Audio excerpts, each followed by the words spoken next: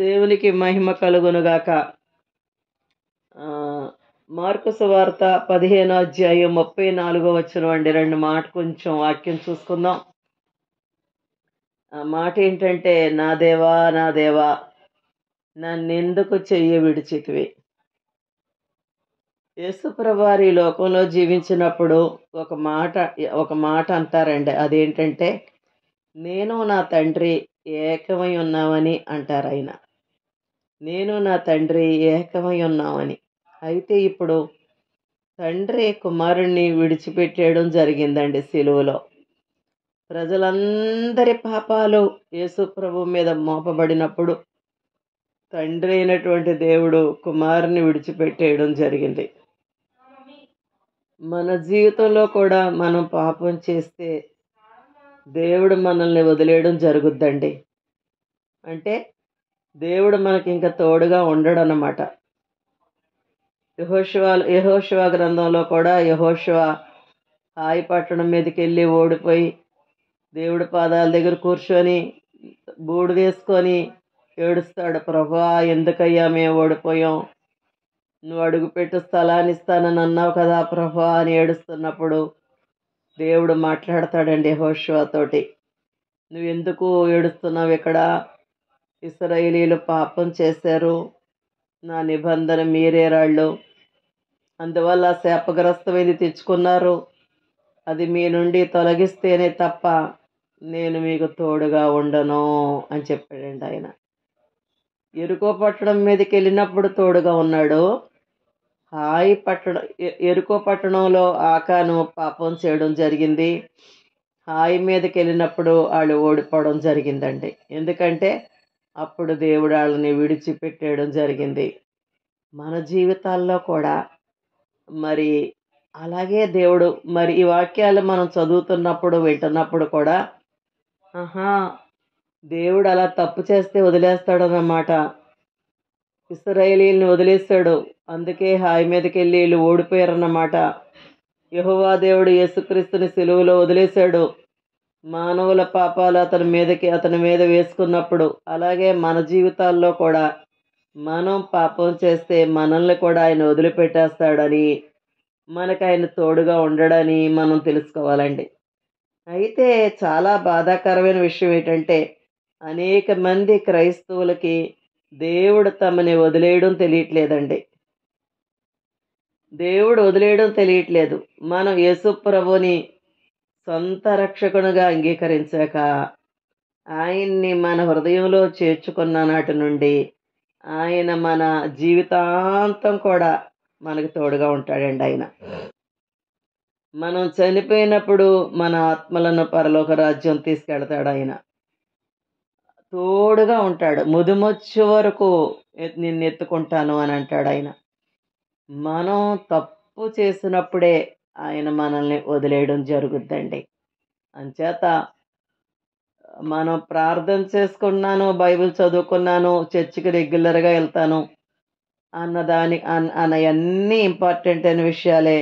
అంతకంటే ఇంపార్టెంట్ అయిన విషయం ఏంటంటే, దేవుడు మనకి తోడుగా ఉండేలాగా మనం చూసుకుంటా ఉండాలండి.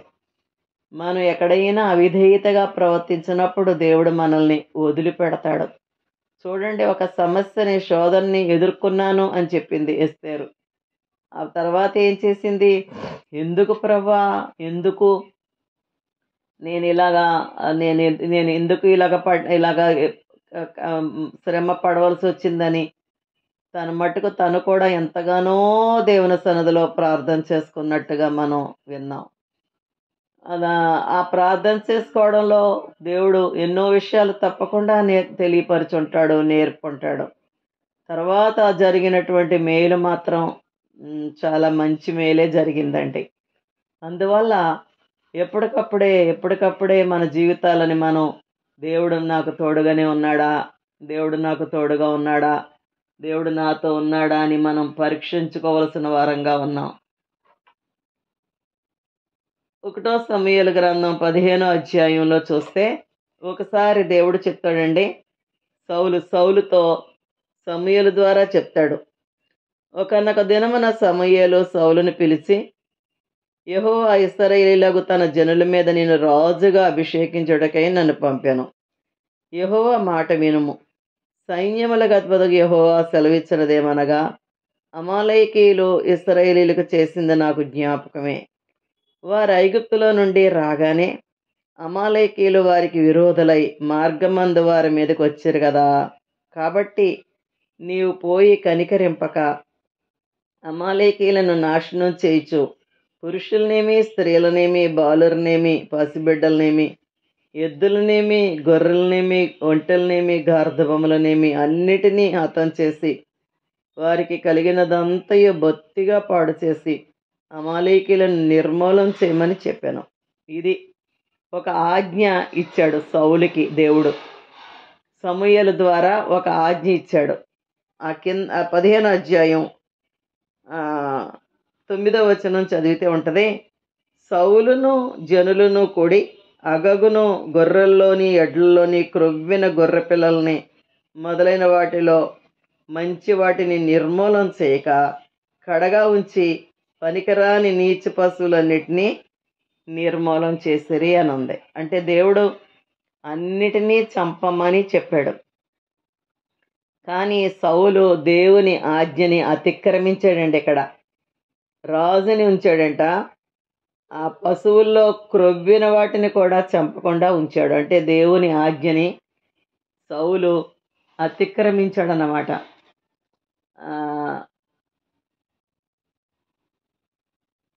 సౌలు దేవుని మాట వినలేదు. అందుకు సౌలుని దేవుడు వదిలేయడం జరిగిందండి. 1వ సమూయేలు గ్రంథం వదిలేసినప్పుడు 28వ అధ్యాయం 4వ వచనం చదివితే, వదిలేసినప్పుడు 5వ వచనం అండి. దేవుడు సౌలుని వదిలేశాడు. సౌలుని గురించి మీరు చూస్తే ఎక్కడా కూడా దేవుణ్ణి ప్రార్థన చేసినట్టు కనబడ్డాం.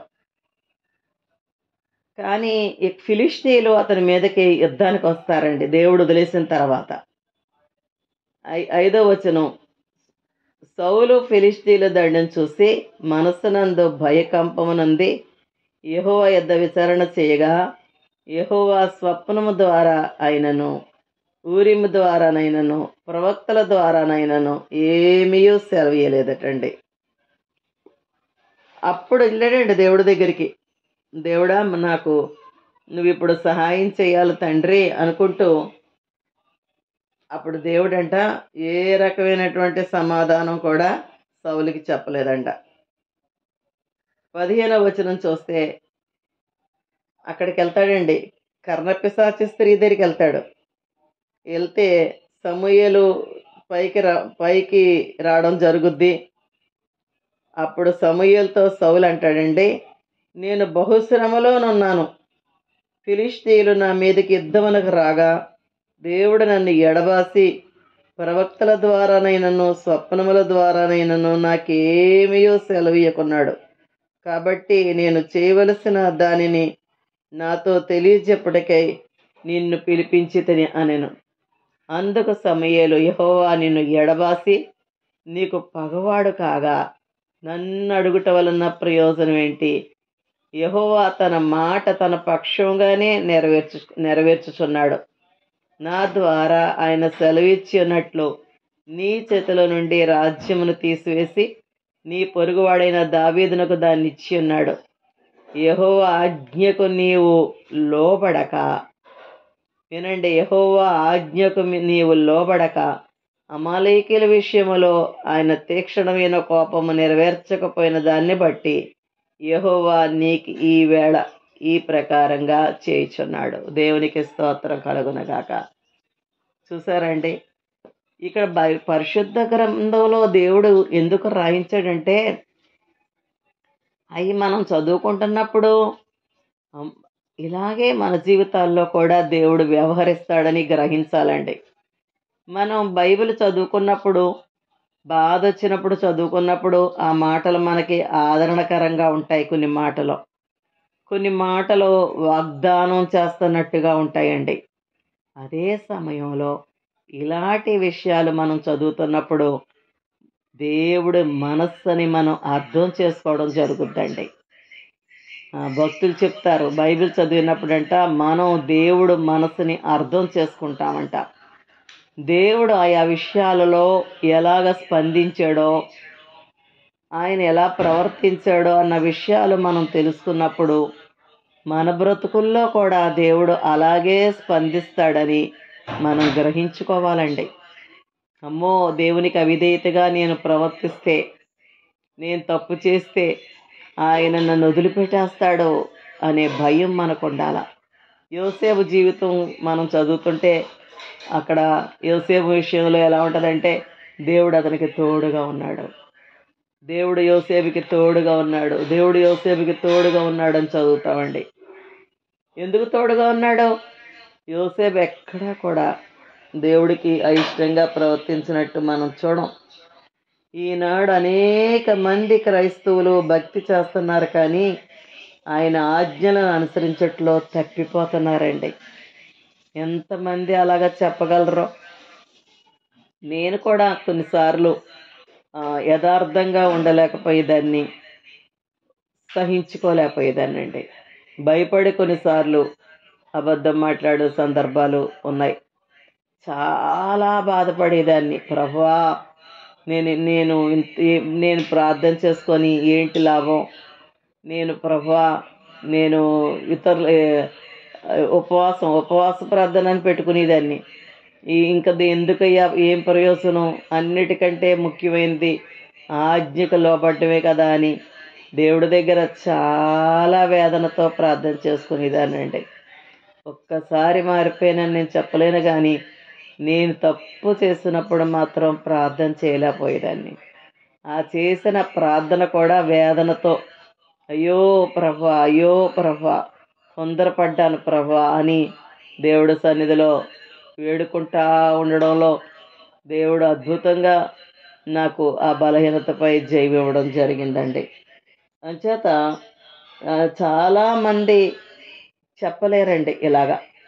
నేను దేవుని ఆజ్ఞల్ని మనుషులంగా ఆయా సందర్భాల్లో చిన్న చిన్న తప్పిదాల్లో అన్ఎక్స్పెక్టెడ్గా, తెలియని రీతిగా, అనుకోని రీతిగా పడిపోవడం అనేది జరుగుద్ది.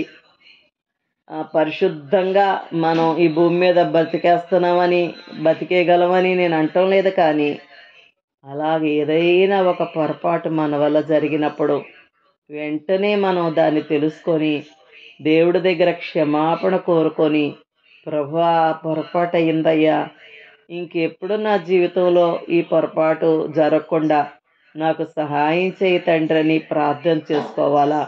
ప్రార్థన చేసుకుంటూనే ఉండాలండి. ఎందుకంటే మన వల్ల కాదండి. పౌలు భక్తుడు అంటాడు, నేనేం చేయకూడదనుకుంటున్నానో అదే చేస్తున్నాను, నేనేం చెయ్యాలనుకుంటున్నానో అది నేను చేయలేకపోతున్నాను, నా శరీరంలో వేరొక నియమం పనిచేస్తుంది అంటాడు.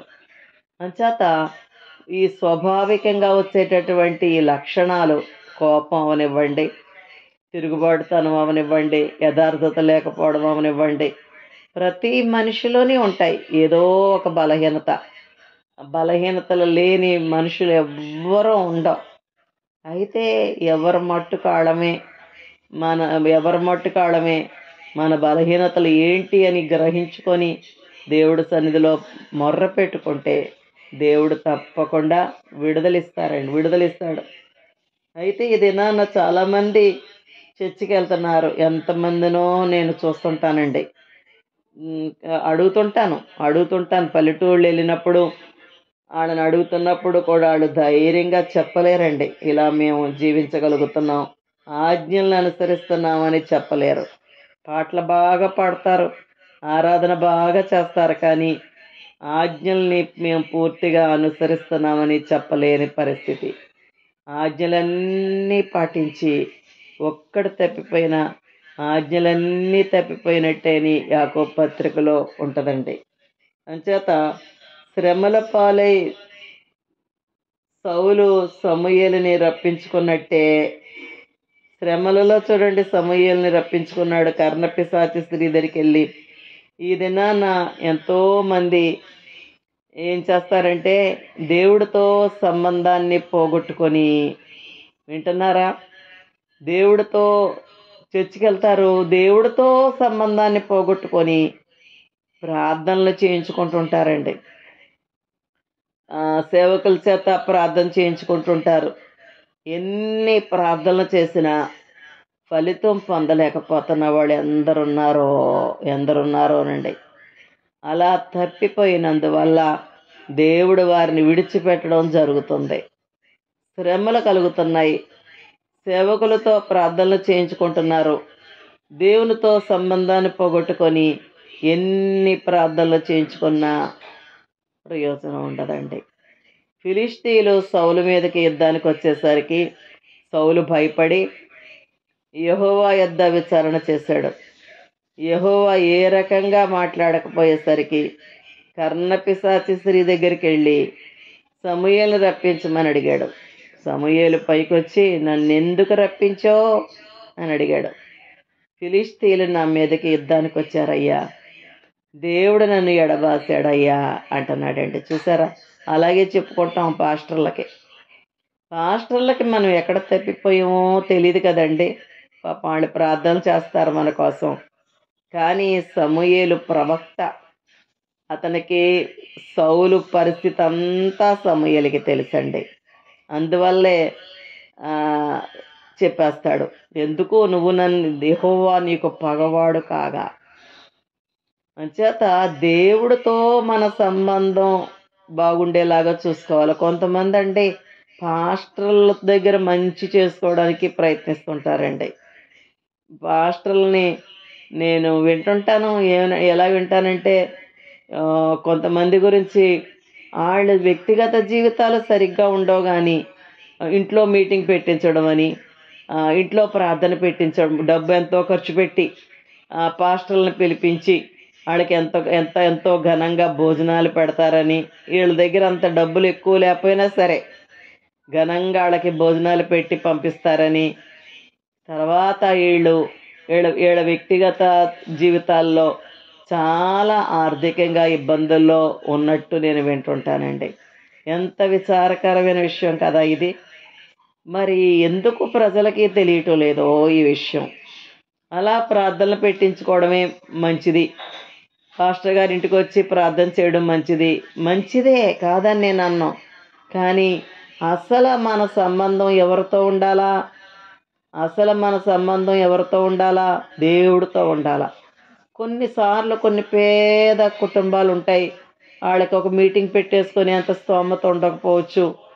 లేకపోతే పాస్టర్ గారు వాళ్ళని పిలిచి ఘనంగా వాళ్ళకి, కొన్ని పేద కుటుంబాలు ఉంటాయి కదండి, చాలా నిరుపేదలు, అలాగ పెట్టేయగలిగిన పరిస్థితిలో ఉన్నవాళ్ళు ఉండరు కొంతమంది. కానీ అది అన్నంత మరి అలాగైతే ఇంకా వాళ్ళ సంగతి ఏమనుకోవాలి మనం? అంచేత ఫస్ట్ ఏంటంటే దేవుడు మనల్ని ఎలాగ బ్రతకమంటున్నాడో ప్రతి దినం పరీక్షించుకుంటూనే ఉండాల. అలాగ పరీక్ష చేసుకుంటున్నప్పుడు ఏదో మాటల్లో తప్పిపోవడం జరుగుతుంటుందండి. కొన్ని విషయాల్లో మనం అనుకోకుండా తప్పిదాలు జరిగిపోతుంటుంటాయి. వెంటనే మనల్ని మనమే పట్టుకోవాలన్నమాట. అయ్యో ప్రభా, నేను తొందరపడి ఇలాగ చేశానయ్యా, నేను తొందరపడి ఇలా మాట్లాడానయ్యా అని దేవుడి దగ్గర ఒప్పుకోవాలా. కొన్నిసార్లు ఇతరులకి బాధ కలిగేలాగా మాట్లాడిన సందర్భం ఉంటే వాళ్ళతో కూడా మనం సమాధాన పడితే మరి అది చాలా మనకి క్షేమకరమైన విషయం. అయితే విచారకరమైన విషయం ఏంటంటే భక్తికి, వ్యక్తిగత జీవితానికి, మనుషులకి ఏ రకమైనటువంటి సంబంధం లేకుండా ఉంటున్నారండి. ప్రార్థనే, చర్చే, తర్వాత వ్యక్తిగత జీవితం, ఆడ బలహీనతలే. అబద్ధం ఆడాలంటే ఆడేయడం, గొడవ ఆడాలంటే ఆడేయడం, తిట్టేయాలంటే తిట్టేయడం, కాని మాటలు అనేయాలంటే మొన్నే ఒక్క మాటే అన్నాడంట, ద్రోహులారా. పాస్టర్ గారు చెప్తుంటే విన్నానండి. ద్రోహులారా అన్నందుకు దేవుడు ఆ కానాను దేశం వెళ్ళనివ్వలేదు మోషేని అని చెప్పుకొచ్చారు. అంచేత ఎవరిని అలాగా మాట్లాడకూడదని. కనుక అలాగ ఎంతమంది అలాగ ఉండగలుగుతున్నారు? జీవితాన్ని మనం బహుజాగ్రత్తగా కాపాడుకోవడం అనేది చాలా చాలా ప్రాముఖ్యమైన విషయం అండి. కొన్నిసార్లు మనకి జరుగుతున్నవి, ఇతరులకు జరుగుతున్నవే ఎందుకో మనకు అర్థం కాదండి. కానీ దేవుడు ఎన్ని యుగాంతమందున్న మనకి బుద్ధి కలగడానికి బైబిల్లో కొందరి జీవితాలు వారు ఎలా ప్రవర్తించారో, దేవుడు వారి పట్ల ఎలా వ్యవహరించాడో వ్రాయించారండి. సౌలుని సదాకాలం రాజుగా ఉంచాలని అనుకున్నాడు దేవుడు. ఎందుకు తొలగించాడో రాయించాడు. ఎంత అజ్ఞానో చూడండి సౌలు.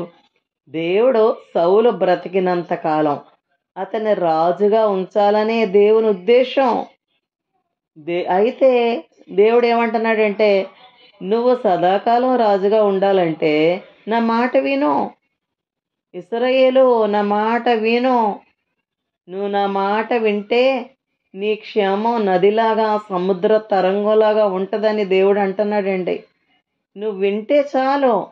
అంటే సౌలు ఏం చేస్తాడంటే, దేవుడు మాట వినకుండగా రాజ్యాన్ని కాపాడుకోవడానికి దావీదుకి ఎక్కడ వెళ్ళిపోతుందోనని సొంత ప్రయత్నం చేశాడండి. దాన్ని కాపాడుకోవడానికి విశ్వ ప్రయత్నం చేస్తాడు. అదేంటంటే, అరణ్యంలో అక్కడున్నాడు దావీదు, ఇక్కడున్నాడు అని విన్నప్పుడు దావీదుని తరవడానికి బయలుదేరుతుంటాడండి. ఈనాడు దేవుని బిడ్డలు పడుతున్న అగచాట్లు అయ్యే. దేవుని ఆజ్ఞని పూర్తిగా పాటించకుండగా ఈ లోకపరమైన అవసరాల కొరకు, ఈ లోకపరమైన అక్కర్ల కొరకు అగచాట్లు పడ్డమే జరుగుతుందండి. అగచాట్లు పడక్కర్లేదు. అగచాట్లు. నాకు ఒక సహోదరి అకస్మాత్తుగా ఆడ పనమ్మాయి మానేసింది. మానేస్తే నాకు చాలా అద్భుతం అనిపించి మీతో పంచుకుంటున్నాను. తనకి నాకు పనమ్మాయేలాగా అనుకుంటున్న సమయంలో ఇంకా పనమ్మాయిని ఎత్తుక్కోలేదండి. మా ఇంటికి పని కావాలా అని వచ్చిందండి ఒక ఆవిడ. సరే పని కావాలా అని మా ఇంటికి వస్తే వాళ్ళ దగ్గర పంపించాం మేము. పంపిస్తే నాకు లోపల చాలా ఆశ్చర్యం వేసింది. ఎంత అద్భుతమైన విషయం ఇది. ఆవిడ ఇంకా ఎత్తుక్కోనే లేదు. పనమ్మాయి సడన్గా మానేసింది. వాళ్ళకి మణిగారికి అండి, సలోమి వాళ్ళ మమ్మీకి. ఎంత అద్భుతమైన విషయం ఇది. ఇదేంటి పని కావాలని మేము చేయలేదు, ఆవిడెవరో వచ్చి మమ్మల్ని అడగడం ఏంటి? అలా జరుగుతాయండి. ఎగ్జాంపుల్ కోసం చెప్తున్నాను ఈ మాట. మన జీవితంలో ప్రతీదీ కూడా ఇది ఎగ్జాంపుల్. కానీ మన అవసరాల విషయంలో దేవుడు అంత సునాయాసంగా చేస్తానమ్మా, నా మాట వినండి అంటున్నాడండి. ఆయన మాట వింటే చాలు. కానీ కొన్ని విషయాల్లో వినలేకపోవడం జరుగుద్ది. ఏంటంటే అది మన బలహీనత. కొన్ని విషయాల్లో లోబడలేకపోవడం జరుగుద్దండి. ఏంటంటే అది మన బలహీనత అన్నమాట. దేవుడు సదాకాలం నేను రాజుగా ఉంచుతాను, నువ్వు మాత్రం నా మాట విను అంటే దేవుని మాట వినకుండా దేవుని మాటకి అవిధేయతగా ప్రవర్తించి తనకై తాను రాజ్యాన్ని కాపాడుకోవడానికని, ఆ రాజ్యాన్ని పోగొట్టుకోకుండా ఉండాలని దావీదును చంపడానికి ప్రయత్నం చేయడం చాలా అవివేకం కదండి. ఒక వ్యక్తిని దేవాది దేవుడు, సృష్టికర్త అయిన దేవుడు రాజుని చేయాలని అనుకుంటే అతన్ని చంపడం ఎవడతరం అండి? నేను అతన్ని చంపేద్దామని అనుకోవడం సౌలు యొక్క అవివేకం. ఎందుకంటే దేవుడు ట్రాక్లో నుంచి సౌలు తప్పిపోయాడండి. అంచేత దేవుడు సౌలుని సదాకాలం రాజుగా ఉంచాలని అనుకున్నా ఎందుకు తొలగించాడో రాయించాడు వాక్యంలో. కారణం లేకుండా యోనా తుఫాన్లో ఇరుక్కోలేదు. కారణం లేకుండా రూతు పట్ల బోయజు అభిమానం చూపలేదు. వారి జీవితాల్లో వ్యవహరిస్తున్నట్లే మన జీవితాల్లో కూడా దేవుడు వ్యవహరిస్తూ ఉంటాడండి.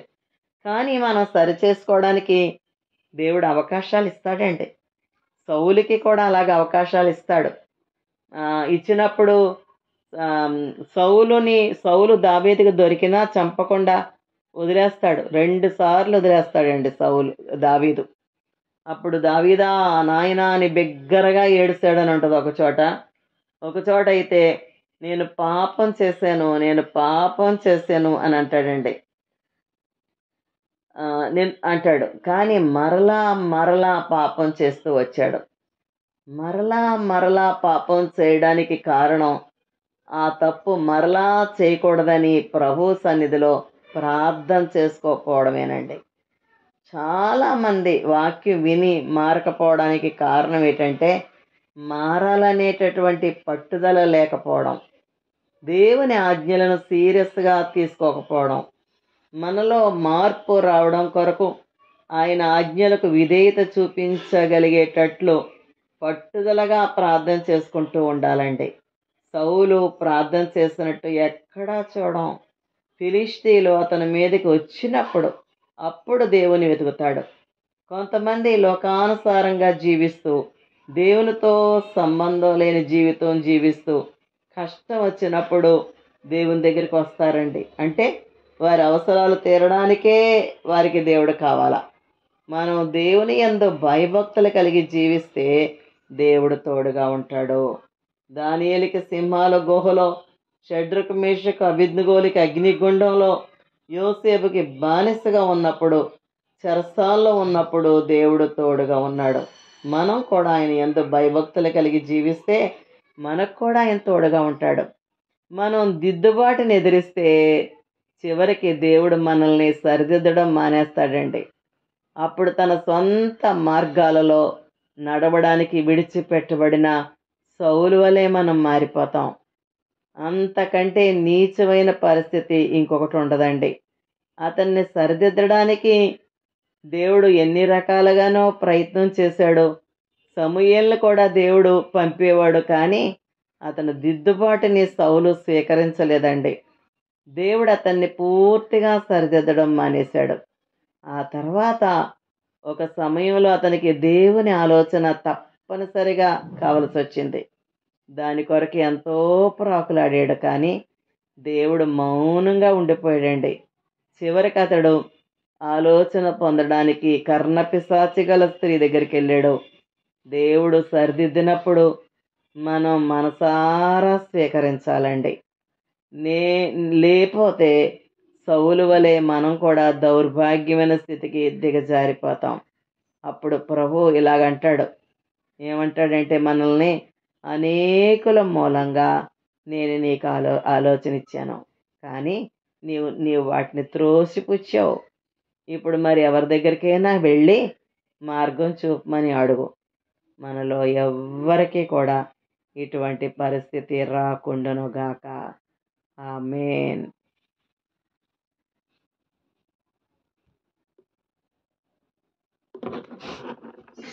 కృపాగారు ప్రేయర్ చేస్తారా? చేస్తానండి. మహాపరిశుద్ధుడైన మా